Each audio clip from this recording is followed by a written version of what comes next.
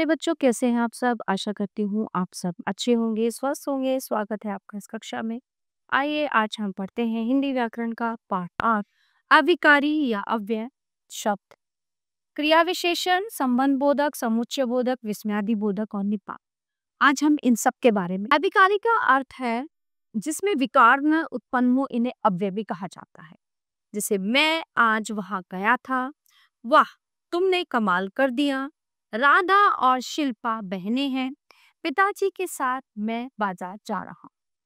उपर्युक्त वाक्यों में वहां और वहां के साथ ऐसे शब्द हैं जो लिंग, वचन, कारक और काल से प्रभावित नहीं होते। जिन शब्दों में लिंग, वचन, काल तथा कारक आदि के कारण कोई विकार उत्पन्न नहीं होता, वे अव्यय या अविकारी शब्द कहलाते हैं। उदाहरण के लिए वचन और लिंग। वह आज वहां जाएगा, वे सब आज वहां जाएंगे। रवि आज वहां जाएगा, आशा आज वहां जाएगी। अव्यय के भेद। अव्यय के 5 भेद होते हैं: क्रिया विशेषण, संबंध बोधक, समुच्चय बोधक, विस्मयादि बोधक और निपात। क्रिया विशेषण। सबसे पहले हम बात करेंगे क्रिया विशेषण की। जो शब्द क्रिया की विशेषता बताते हो उन्हें क्रिया विशेषण कहते हैं। कछुआ धीरे धीरे चल रहा है, वह बहुत रोया, आप आगे आगे चली। ऊपर दिए गए चित्रों के नीचे दिए गए वाक्यों में धीरे धीरे, बहुत, आगे आगे शब्द चलना, रोना आदि क्रियाओं की विशेषता बता रही है। इन्हें क्रिया विशेषण कहते हैं। क्रिया विशेषण के भेद। क्रिया विशेषण के 4 भेद होते हैं: स्थानवाचक क्रिया विशेषण, कालवाचक क्रिया विशेषण, रीतिवाचक क्रिया विशेषण और परिमाणवाचक क्रिया विशेषण। सबसे पहले हम बात करते हैं स्थानवाचक क्रिया विशेषण की। जो शब्द क्रिया के स्थान का बोध कराते हैं उन्हें स्थानवाचक क्रिया विशेषण कहते हैं। जैसे हम यहाँ कुशलता से हैं, वर्षा में कहाँ जाओगे। इधर उधर, बाहर भीतर, यहाँ वहां, पास, इस ओर उस ओर, दाएं बाएं, ऊपर नीचे आदि शब्द स्थानवाचक क्रिया विशेषण है। कालवाचक क्रिया विशेषण। जो शब्द क्रिया की काल संबंधी विशेषता बताते हैं उन्हें कालवाचक क्रिया विशेषण कहते हैं। जैसे रमेश कल गया था, मैं प्रतिदिन नहाता। अभी अभी, जब, कब, तभी, हमेशा, शीघ्र, नित्य, हर बार, बार बार, तत्काल, आजकल आदि शब्द कालवाचक क्रिया विशेषण। रीतिवाचक क्रिया विशेषण। जो शब्द क्रिया के होने की रीति या विधि बताते हैं उन्हें रीतिवाचक क्रिया विशेषण कहते हैं। जैसे ऋतु धीरे धीरे चल रही है, वह अचानक गिर पड़ा।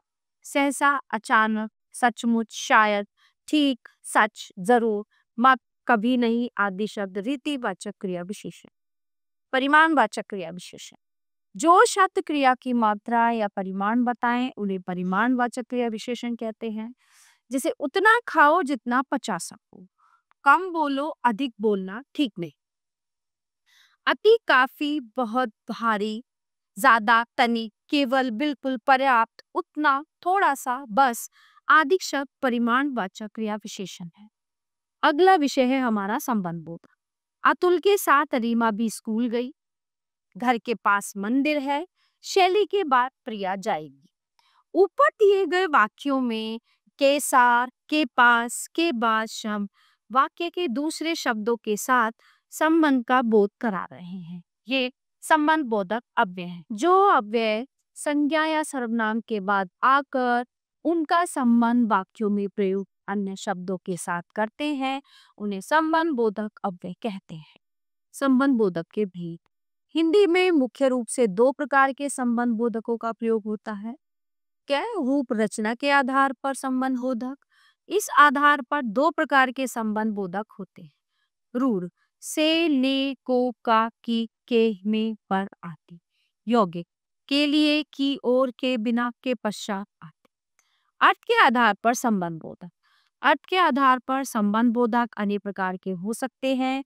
इनमें से ये प्रमुख है: काल सूचक, के पहले, से पहले, के बाद, के पश्चात आदि। स्थान सूचक, के पीछे, के आगे, के नीचे, के ऊपर, के पास आदि। साधन सूचक, के द्वारा, के सहारे आदि। दिशा सूचक, की ओर, की तरफ, के चारों ओर आदि। समानता सूचक के समान, के बराबर, की तरह, की भांति आदि। कारण सूचक के कारण, के मारे आदि। तुलना सूचक के आगे, की अपेक्षा आदि।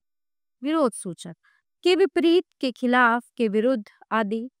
साथ सूचक के साथ, के संग, के सहित आदि। संग्रह सूचक तक, भर, पर्याप्त, सहित आदि। संबंध बोधक व क्रिया विशेषण में आता। हिंदी के कुछ शब्द क्रिया विशेषण तथा संबंध बोधक दोनों रूपों में प्रयोग किए जाते हैं।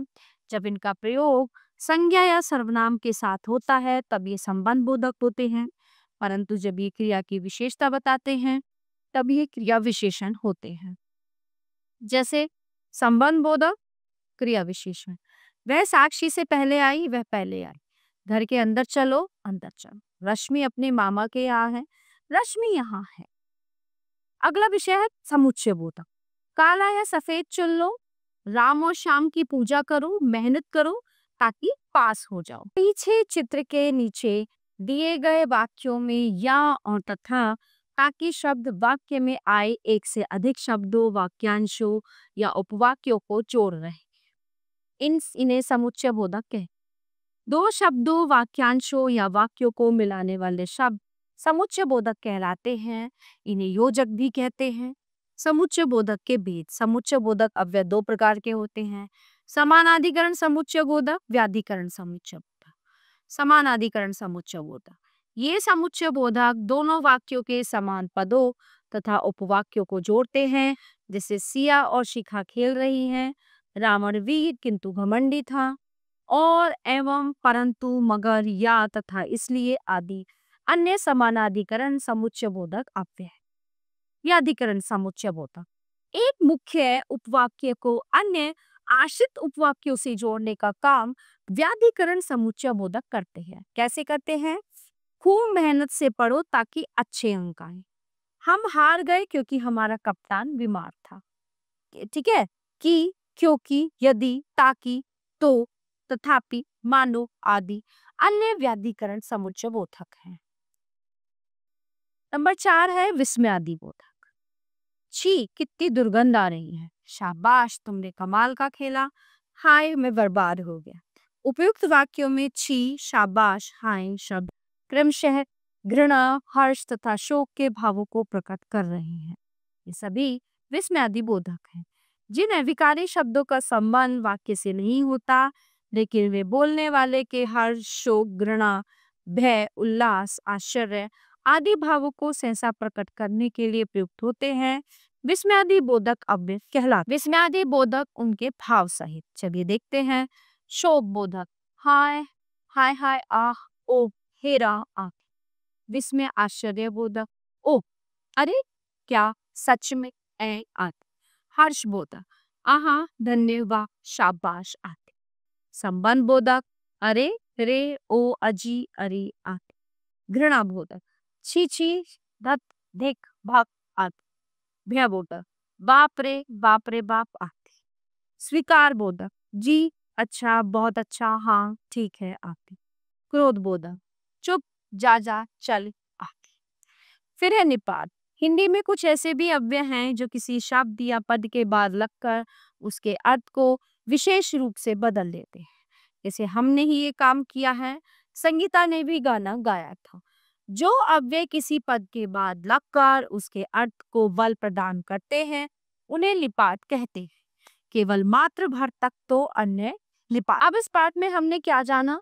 जिन शब्दों में लिंग, वचन, का तथा कारक आदि के प्रभाव से कोई विकार उत्पन्न नहीं होता उन्हें अव्यय या अविकारी शब्द कहते हैं। क्रिया की विशेषता बताने वाले शब्द को क्रिया विशेषण कहते हैं। क्रिया विशेषण के 4 भेद होते हैं, स्थानवाचक, कालवाचक, रीतिवाचक और परिमाणवाचक। जो अव्यय शब्द संज्ञा या सर्वनाम के बाद आकर उनका संबंध वाक्य में आए अन्य शब्दों के साथ करते हैं उन्हें संबंध बोधक अव्यय कहते हैं। संबंध बोधक के भेद 2 आधारों पर होते हैं, रूप रचना के आधार पर, अर्थ के आधार पर। रूप रचना के आधार पर संबंध बोधक 2 प्रकार के होते हैं, रूढ़ और यौगिक। अर्थ के आधार पर संबंध बोधक कई प्रकार के होते हैं, जैसे काल सूचक, स्थान सूचक, साधन सूचक, दिशा सूचक, समानता सूचक, कारण सूचक, तुलना सूचक, विरोध सूचक, साथ सूचक और संग्रह सूचक। जो शब्द दो या दो से अधिक शब्दों, वाक्यों, उपवाक्यों को जोड़ते हैं उन्हें समुच्चय बोधक कहते हैं। समुच्चय बोधक के दो भेद होते हैं, समानाधिकरण समुच्चय बोधक या अधिकरण समुच्चय बोधक।